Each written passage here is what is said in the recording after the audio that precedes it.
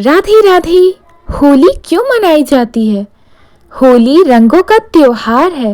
भारत के सबसे प्राचीन और महत्वपूर्ण त्योहारों में से एक।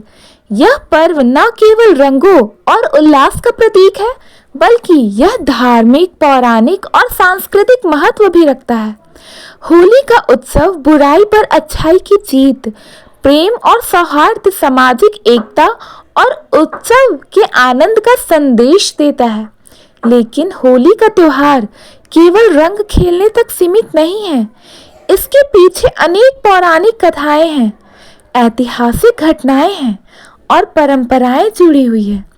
इस विस्तृत कथा में हम होली से जुड़ी सभी प्रमुख कथाओं और इसके महत्व को समझेंगे। होली के पीछे सबसे प्रसिद्ध कथा भक्त प्रहलाद और हिरण्यकश्यप की है।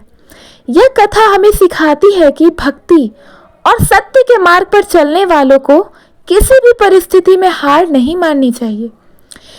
हिरण्यकश्यप एक अत्याचारी असुर राजा था, जिसने कठोर तपस्या करके ब्रह्मा जी से अमरता का वरदान प्राप्त कर लिया।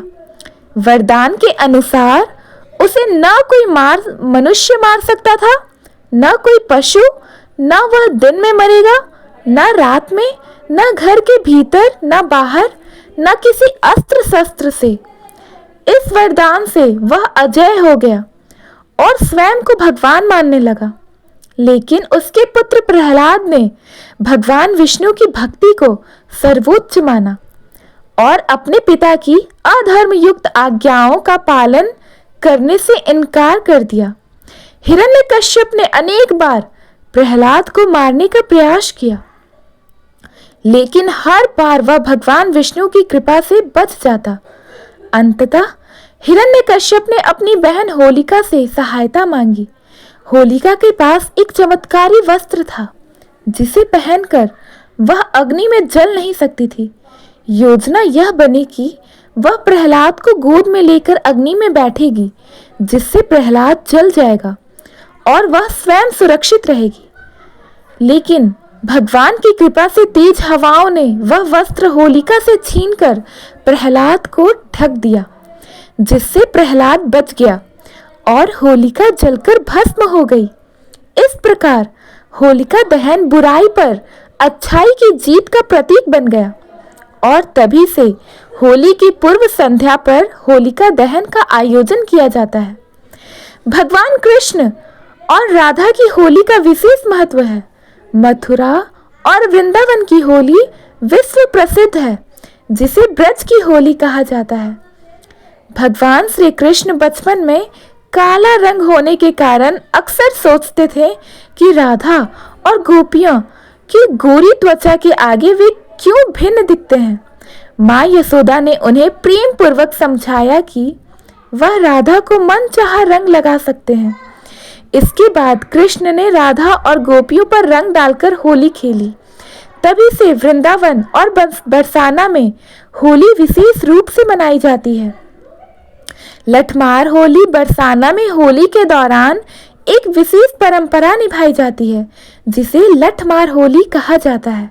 इसमें महिलाएं पुरुषों को लठियों से मारती हैं और पुरुष ढाल लेकर खुद को बचाते हैं। यह परंपरा श्री कृष्ण की लीला से जुड़ी हुई है। एक और कथा कामदेव की। एक अन्य कथा के अनुसार जब देवी पार्वती भगवान शिव को प्राप्त करने के लिए तपस्या कर रही थी, तब शिव गहन ध्यान में लीन थे। देवी पार्वती की तपस्या सफल हो, इसके लिए देवताओं ने कामदेव से शिव के ध्यान को भंग करने को कहा।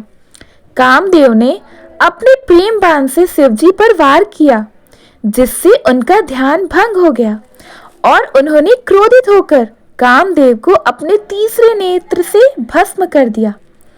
बाद में देवी रति के विलाप करने पर शिवजी ने कामदेव को पुनर्जीवित करने का वरदान दिया।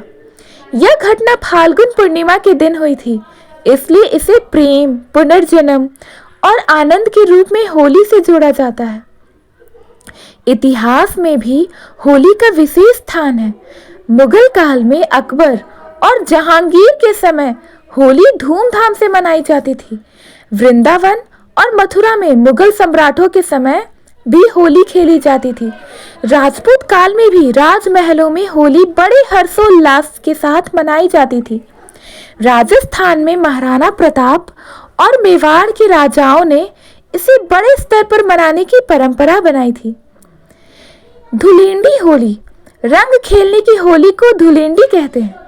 इस दिन लोग अबीर गुलाल लगाकर एक दूसरे को शुभकामनाएं देते हैं।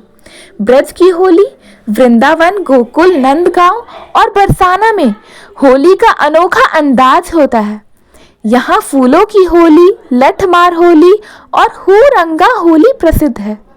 शांति कुंज हरिद्वार की होली, यहाँ होली को आध्यात्मिक रूप से मनाया जाता है, जिसमें हवन और साधना का विशेष आयोजन किया जाता है। आज के समय में होली केवल धार्मिक नहीं बल्कि सामाजिक त्योहार भी बन गया है। इस दिन जाति, धर्म और ऊंच नीच का भेदभाव मिट जाता है। लोग एक दूसरे को रंग लगाकर गले मिलते हैं और आपसी प्रेम को बढ़ाते हैं। लेकिन आधुनिक समय में होली में कई समस्याएं भी आ जाती है, जैसे हानिकारी रासायनिक रंगों का प्रयोग करना, पानी की बर्बादी और नशे का प्रचलन। इसे हम सुधारने की दिशा में कार्य करना चाहिए। होली केवल रंगों का त्योहार नहीं है बल्कि यह प्रेम, भक्ति, सामाजिक एकता और आनंद का पर्व है। यह हमें सिखाता है कि बुराई कितनी भी प्रबल हो, अंततः जीत सत्य और भक्ति की ही होती है। अतः हमें होली को श्रद्धा और प्रेम पूर्वक मनाना चाहिए, जिससे इसका वास्तविक उद्देश्य पूर्ण हो सके। धन्यवाद। अगर आपको होली की ये कहानी अच्छी लगी तो प्लीज़ हमारे वीडियो को लाइक करें, शेयर करें, अपने ये सब्सक्राइब करें। धन्यवाद।